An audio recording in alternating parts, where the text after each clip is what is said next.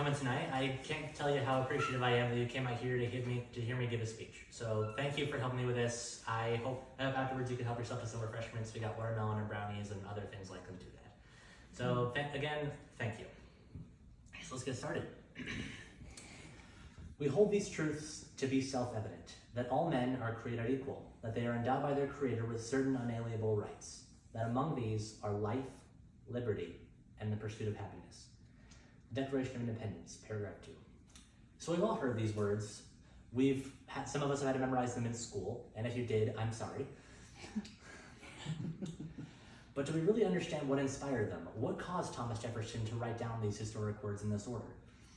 So yesterday was Independence Day, and so as a history major who had this question, I decided to do some research into it. Decided to look into what inspired Thomas Jefferson and the other founding fathers to write the principles that they needed to.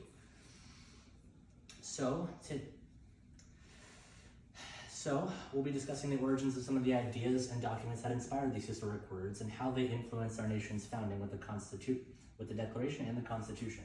These include the two treatises of government by John Locke, the Magna Carta, the English Bill of Rights, and Common Sense by Thomas Paine. Okay. So, in spite of the fact that the American Revolution was a rebellion against Great Britain, the ideas of life, liberty, and the pursuit of happiness were inspired by the works of British philosophers, and as well as some political leaders, and especially one in particular, this man right here, John Locke. In John Locke's book, The Two Treatises of Government, Locke talks about denouncing the ideas of divine appointment, the idea that kings are divinely appointed by God.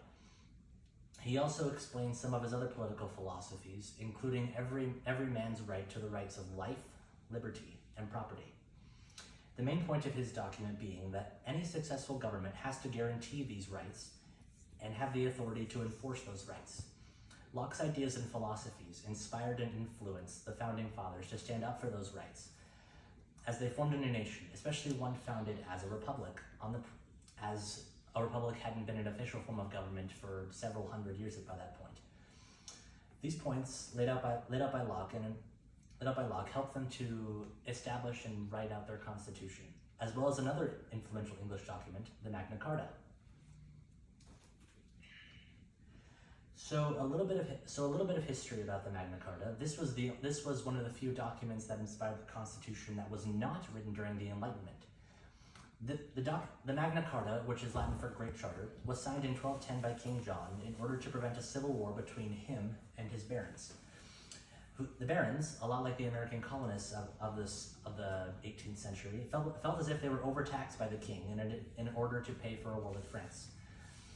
So the barons decided to force the king to sign this document, or else he would face a civil war. While the Magna Carta proved ineffective and neither side obeyed the terms of the charter, it did later become effective after John the Barons broke out into war, and eventually the war ended in a stalemate. And then John's son Henry III became king and revised the charter and eventually enforced it on the lands that he owned as the King of Britain. And although it was initially ineffective, the constitutional principles of it remained. It helped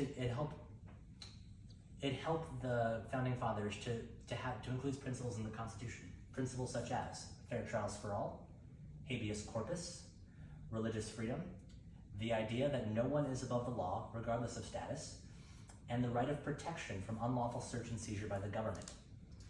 Originally, these rights were given to land-owning barons originally, but they were later given to the people. But perhaps one of the most direct influences on the United States was a document written and ratified by the British Parliament in 1689, the same year that John Locke wrote his treatise, the English Bill of Rights. The structure and wording of the English Bill of Rights directly influenced the way the founding fathers wrote their Bill of Rights. And the English Bill of Rights, like the Constitution, was actually based on the two treatises of government and some of John Locke's other works. The bill itself was written in the House of Commons in 1689 as a way to ensure that King James I would be replaced as the monarch for his actions against Britain and the violations of the rights of Parliament, This led James to fleeing France after Parliament appointed a new king, William III. Some of the rights introduced into the U.S. Constitution include limitations on the power of the monarch or the head of state, protections from cruel and unusual punishment and excessive bail, and the separation of church and state, as well as the freedom of speech within Parliament. These rights, established in 1689, helped the British colonists in the now United States to decide what principles and rights to establish when forming both the Declaration of Independence at the start of the war and the Constitution when they reformed their government afterward. The last document I'd like to speak about is one that had an enormous influence on the formation of the Constitution, and the only American title listed in this speech. That would be Common Sense by Thomas Paine. Common Sense was a 47-page pamphlet dedicated to promoting independence from Britain during the days before the American Revolution and a few months before the Declaration of Independence was sent to King George III. This document advocated for revolution against Britain, for the future of the colonies, and points out the flaws of monarchy, even going so far as to claim that monarchy in and of itself is a biblical sin. Paine's main argument for the revolution of the colonies was that the monarchy made different citizens inherently unequal. And as Paine was a supporter of egalitarianism, with a social philosophy that prioritizes social equality and equal standing for everyone regardless of status, he was very much against the idea that monarchy made people inherently unequal. This idea was a huge inspiration for the Founding Fathers, who wrote and established the Constitution, as they wanted to free the United States from injustice done to them by the British monarchy. These documents in writing helped the colonists to form their own nation and start anew, completely independent from the tyranny and taxes they face at the hands of their mother country. It is on this day that we celebrate the liberties and ideals given to us by our forefathers, and looking to the past to see how they were inspired, we can gain a greater understanding of what it means to be an American and how to lead our country into the future. Thank you all for coming. God bless America.